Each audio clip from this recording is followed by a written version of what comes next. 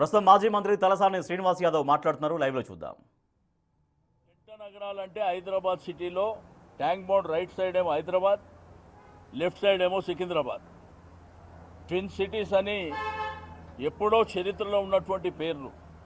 ఒకటి Hyderabad revenue division ఉంది, రెండోది సికింద్రాబాద్ రెవెన్యూ డివిజన్. ముఖ్యమంత్రి గారేమో మల్కాజిగిరి, సైబరాబాద్, హైదరాబాద్ అని నామకరణం చేసిండు. మీ టీవీలో పేపర్లలో కూడా అవి వచ్చినటువంటిది మీరు చూశారు. మేమేందంటే మా అస్తిత్వం, మాకు ఆ భూమితోని మట్టితో ఉన్నటువంటి సంబంధాలు. ఇప్పుడు మా ఎమ్మెల్యేలు అంబర్పేట కాలేరు వెంకటేష్ గారు, ముషిరాబాద్ ఎమ్మెల్యే గోపాల్ గారు, నేను మా ఇంటి దగ్గరకు వచ్చి అరెస్ట్ చేస్తామంటారు. దేనికి అరెస్ట్ చేస్తాం? దేనికి అరెస్ట్ చేస్తారు?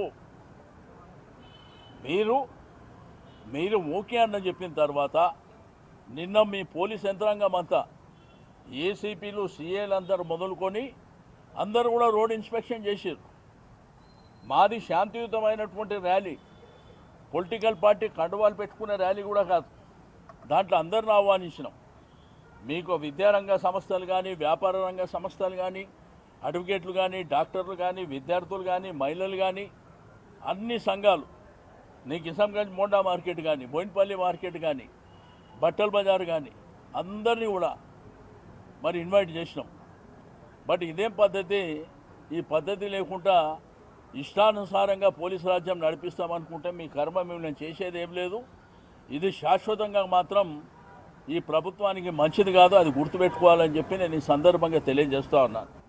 ఓకే, ఇవాళ మీరు పైశాచిక ఆనందం పొందిండొచ్చు, కానీ అల్టిమేట్గా మళ్ళీ చట్టపరంగా, న్యాయపరంగా మేము పర్మిషన్ తీసుకొని మళ్ళీ ఫస్ట్ వీక్లో ఈ కార్యక్రమాన్ని కార్యాచరణ చేస్తాం.